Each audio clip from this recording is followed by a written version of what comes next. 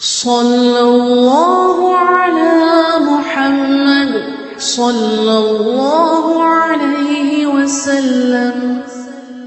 വെള്ളത്തിൽ നിന്ന് ബാക്കി കുടിക്കണം, ശേഷം സ്വലാത്ത് ചൊല്ലണം.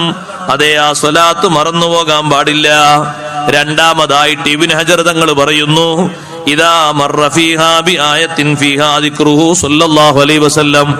ഒരായത്ത് ഇങ്ങനെ ഓതുമ്പോ നബി തങ്ങളെ മഹത്വം പറയുന്ന ആയത്താണ്. അവിടെ സ്വലാത്ത് ചൊല്ലൽ കേൾക്കുന്നവനും ഓതുന്നവനും സുന്നത്താണ്.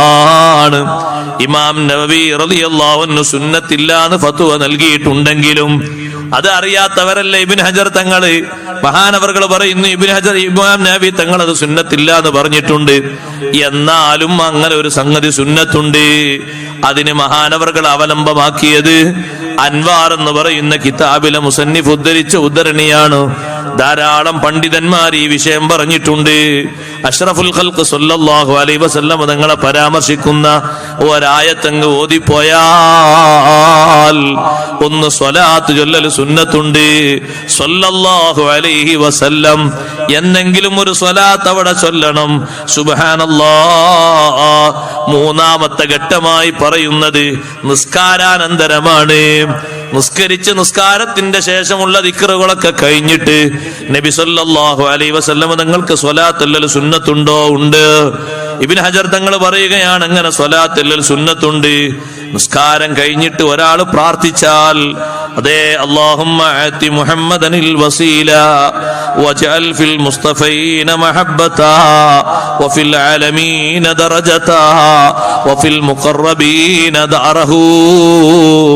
ഈ പ്രാർത്ഥന ഒരാൾ നടത്തിയാൽ നബി സല്ലല്ലാഹു അലൈഹി വസല്ലം തങ്ങളുടെ ശഫാഅത്ത് അവന് ഉറപ്പാകുന്നു. നിസ്കാരത്തിന്റെ ശേഷം, ഫർള് നിസ്കാരത്തിന്റെ ശേഷമുള്ള ദിക്റുകളൊക്കെ കഴിഞ്ഞിട്ട് 80 കൊല്ലം ഒരൊറ്റ ദിവസവും വിടാതെ അഷ്റഫുൽ ഖൽഖ് മുഹമ്മദുർ റസൂലുള്ളാഹി സ്വല്ലല്ലാഹു അലൈഹി വസല്ലം തങ്ങളെ മഹത്വം പറയുന്ന സൂറത്തു തൗബയിലെ അവസാനത്തെ ആയത്ത് ഓതിയ മഹാനാണ് ഇമാം ശിബിലി റഹിമഹുല്ലാഹ്. ലഖദ് ജാഅകും റസൂലും മിൻ അൻഫുസികും അസീസുൻ അലൈഹി മാ അനിതും ഹരീസുൻ അലൈക്കും ബിൽ മുഅ്മിനീന റഊഫുർ റഹീം. നബി സല്ലല്ലാഹു അലൈഹി വസല്ലം തങ്ങളെ സ്വപ്നത്തിൽ ദർശിച്ച ചില മഹാന്മാർ ശിബിലി ഇമാം റളിയല്ലാഹു അൻഹു നബി തങ്ങളെ മുന്നിലേക്ക് ചെല്ലുന്നു. ആ സമയത്ത് അല്ലാഹുവിന്റെ ഹബീബ് എഴുന്നേറ്റ് നിന്ന് ശിബിലി ഇമാം തങ്ങളെ രണ്ട് കണ്ണിനിടയിൽ ചുംബിക്കുന്നു. കണ്ട മഹാന് അല്ലാഹുവിന്റെ ഹബീബിനോട് ചോദിച്ചു, അല്ലാഹുവിന്റെ റസൂലേ, ഇത്രത്തോളം ശിബിലി ഇമാമിന് ബഹുമാനം കൊടുക്കാനുള്ള കാരണം എന്താണ്?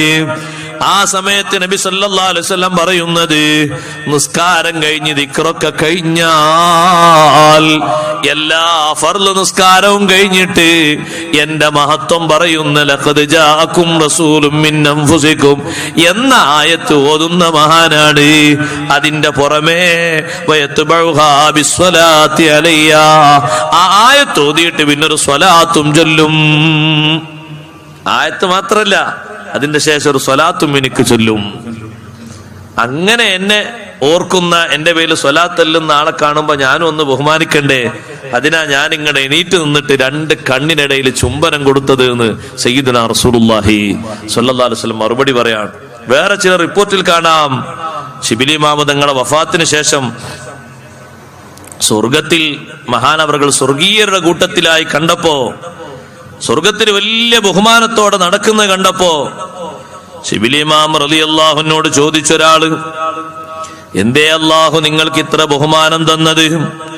ഒന്നുമല്ല, അല്ലാഹു ഏറ്റവും ബഹുമാനിച്ച നേതാവ്, ഏറ്റവും ബഹുമാനിച്ച സൃഷ്ടി ആരാണ്? അക്രമുൽ ഖൽഖ് ആരാണ്? സഹോദരങ്ങളെ, സൃഷ്ടികളിൽ ഏറ്റവും ബഹുമാനമാർക്കാണ്?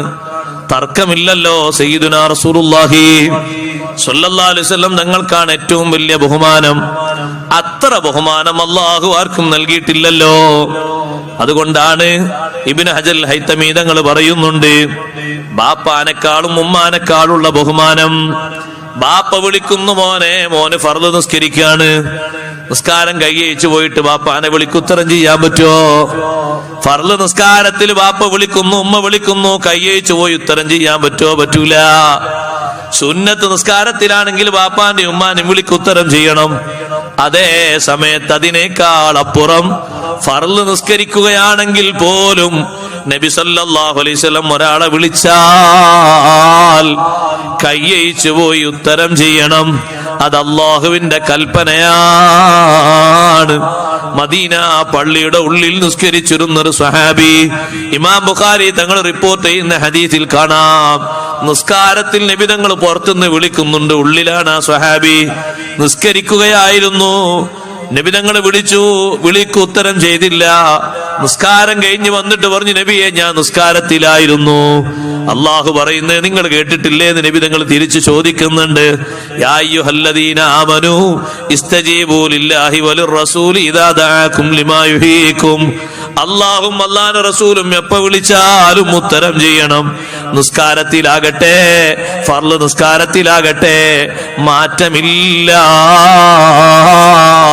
ഫർള് നിസ്കാരത്തിൽ പോലും കയ്യയിച്ച് ഉത്തരം ചെയ്യണമെന്ന് കൽപ്പനയുള്ള ഒരേ ഒരു നേതാവ് സയ്യിദുനാ റസൂലുള്ളാഹി സ്വല്ലല്ലാഹു അലൈഹി വസല്ലം തങ്ങളാണ്. എന്തൊരു ബഹുമാനാണ് അല്ലാഹു തആല കൊടുക്കുന്നത്, എന്തൊരു സ്ഥാനമാണ് കൊടുക്കുന്നത്. ബാക്കിയുള്ള നബിമാരെ മുഴുവനും അല്ലാഹു തആല അവരെ പേരെടുത്ത് സംബോധന നടത്തി ഖുർആനിൽ. യാ ആദമു അല്ലാഹു വിളിച്ചില്ലേ, ഉസ്കുൻ അൻത വസൗജുകൽ ജന്ന. നൂഹ് നബിനെ അല്ലാഹു യാ നൂഹു എന്ന് വിളിച്ചില്ലേ? ഇബ്രാഹിം നബിനെ അല്ലാഹു യാ ഇബ്രാഹിം എന്ന് വിളിച്ചില്ലേ? മൂസാ നബിനെ അല്ലാഹു യാ മൂസ എന്ന് വിളിച്ചില്ലേ?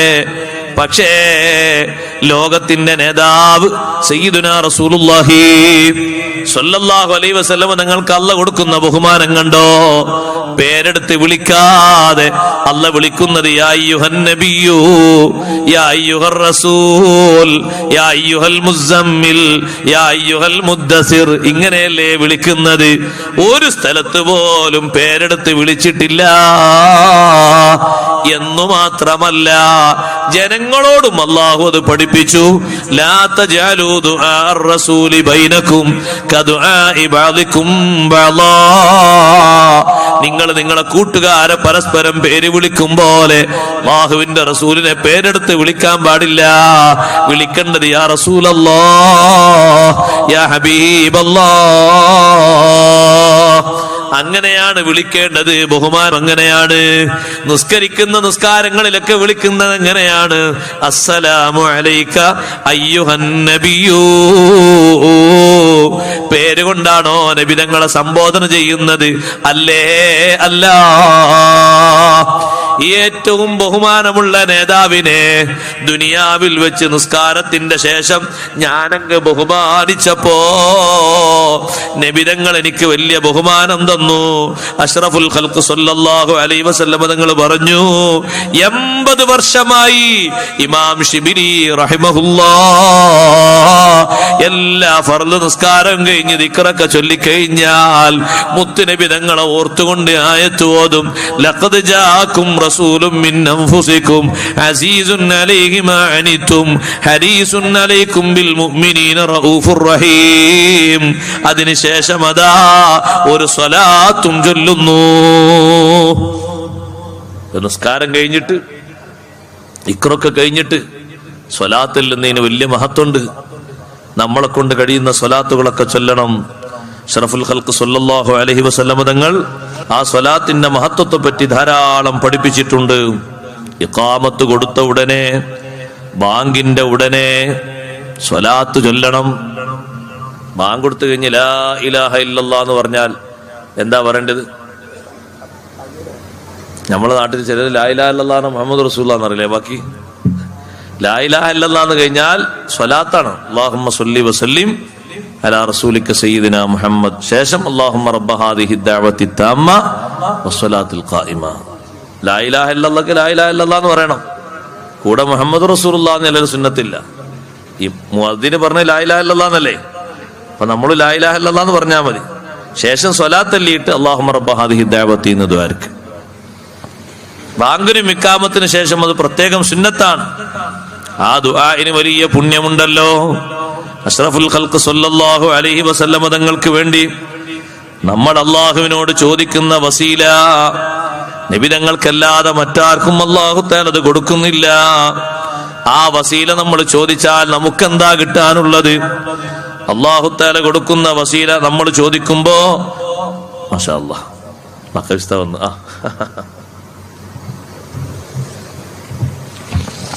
അസ്സലാമു അലൈക്കും.